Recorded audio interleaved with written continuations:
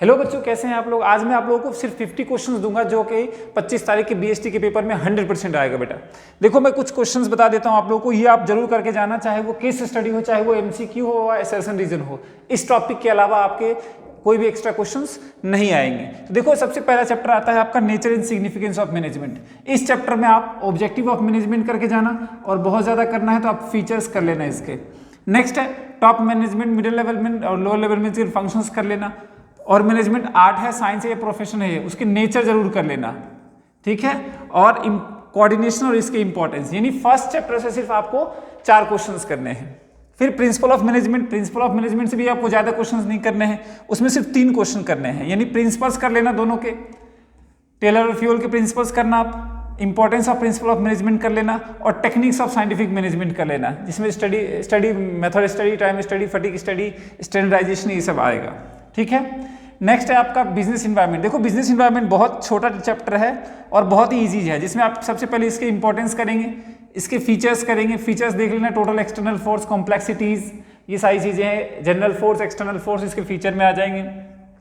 और इसका डायमेंशन कर लेना, इसके 5 डायमेंशन होते हैं, इकोनॉमिकल, सोशल, पॉलिटिकल, लीगल और टेक्नोलॉजिकल, ये जरूर कर लेना, ठीक है। और इसके इंपॉर्टेंस कर लेना। बिजनेस इन्वायरमेंट के सबसे पहला मोस्ट इंपॉर्टेंट है identify opportunities and getting first mover advantage, तो इसके इंपॉर्टेंस है 5 है, वो कर लेना, ठीक है। नेक्स्ट चैप्टर आता है आपका बेटा प्लानिंग।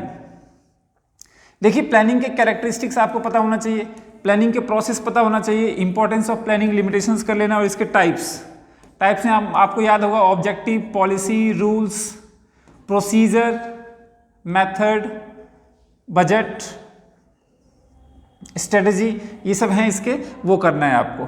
नेक्स्ट है ऑर्गेनाइजिंग। देखिए ऑर्गेनाइजिंग में आपको 4 क्वेश्चन करने हैं। ऑर्गेनाइजिंग में जो सबसे ज्यादा इंपॉर्टेंट टॉपिक पूछा जाता है वो है डिसेंट्रलाइजेशन एंड इसके इंपॉर्टेंस।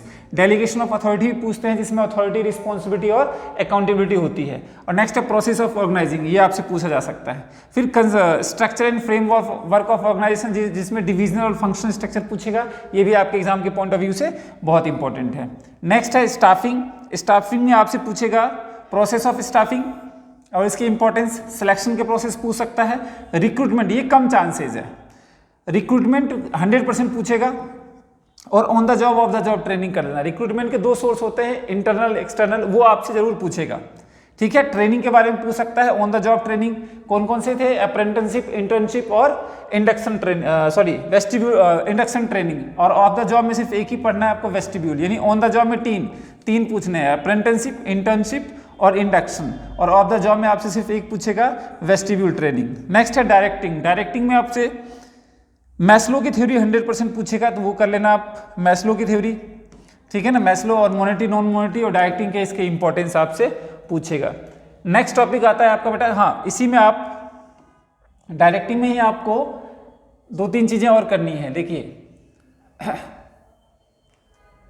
बैरियर ऑफ कम्युनिकेशन और लीडरशिप की स्टाइल 100% पूछता है, और हर पेपर में आपसे पूछा भी होगा, लीडरशिप की स्टाइल और बैरियर ऑफ कम्युनिकेशन। नेक्स्ट है कंट्रोलिंग। कंट्रोलिंग में सिर्फ 3 क्वेश्चन करने हैं, कंट्रोलिंग के प्रोसेस, कंट्रोलिंग के इंपॉर्टेंस और कंट्रोलिंग के लिमिटेशंस, ठीक है ना। इसके अलावा आपके क्वेश्चंस नहीं आते हैं, ठीक है। नेक्स्ट है financial management. Financial management factors affecting, चाहे वो डिविडेंड डिसीजन हो जिसे कैपिटल स्ट्रक्चर बोलते हैं, इन्वेस्टमेंट डिसीजन हो जिसे कैपिटल स्ट्रक्चर बोलते हैं, डिविडेंड डिसीजन और फाइनेंशियल डिसीजन आपसे पूछेगा, ठीक है। और फिक्स कैपिटल, वर्किंग कैपिटल के कौन कौन से फैक्टर अफेक्ट करते हैं, ये भी आपसे पूछ सकता है। फिर नेक्स्ट है बेटा आपका process and importance of financial planning पूछ सकता है आपका।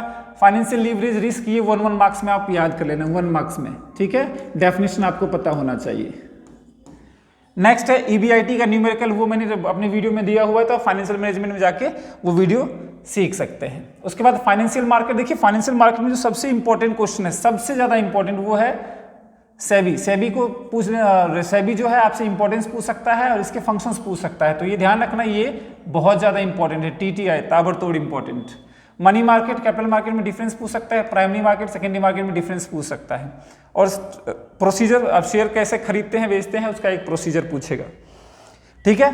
उसके बाद है मार्केटिंग मैनेजमेंट। देखिए मार्केटिंग मैनेजमेंट में आपसे 4 क्वेश्चन पूछेगा, 5 कर लेना आप। एक फंक्शंस ऑफ मार्केटिंग पूछेगा, मार्केटिंग मैनेजमेंट की फिलॉसफीज पूछ सकता है, ब्रांडिंग पैकेजिंग पूछ सकता है, पब्लिक रिलेशन पूछ सकता है और मार्केटिंग मिक्स पूछ सकता है और सेल्स प्रमोशन। तो ये 5 टॉपिक है। देखो बेटा इन दोनों चैप्टर को मिला के आपका करीब 15 मार्क्स का आता है, ठीक है ना। तो 10 मार्क्स की मार्केटिंग पूछेगा। लास्ट चैप्टर है कंज्यूमर प्रोटेक्शन। देखो कंज्यूमर प्रोटेक्शन में से आपके कंज्यूमर के राइट्स पूछेगा और इसके कंज्यूमर प्रोटेक्शन क्यों जरूरी है वो आपसे पूछ सकता है।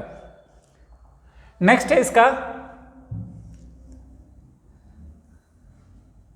देखो कंज्यूमर के राइट्स आपसे पूछेगा। नेक्स्ट आपसे पूछेगा 3 जुडिशियल, जिसमें आपका आएगा डिस्ट्रिक्ट फॉरम आएगा। नेक्स्ट है आपका स्टेट कमीशन, ये आपसे पूछ सकता है, तो इसको ध्यान से पढ़ लेना। स्टेट कमीशन और नेशनल कमीशन ये आपसे पूछेगा, और नेशनल कमीशन तो ये कर लेना आप, ठीक है, नेशनल कमीशन। और लास्ट में एक से पूछे कंज्यूमर कौन है, इसकी रेमेडीज क्या है। देखिए अगर आप कोई केस फाइल आप करते हैं तो उसमें 3 रेमेडीज हो सकते हैं, ये रिप्लेसमेंट हो सकता है, रिफंड हो सकता है, या रिमूवल ऑफ डिफेक्टिव हो सकता है, तो ये पूछेगा।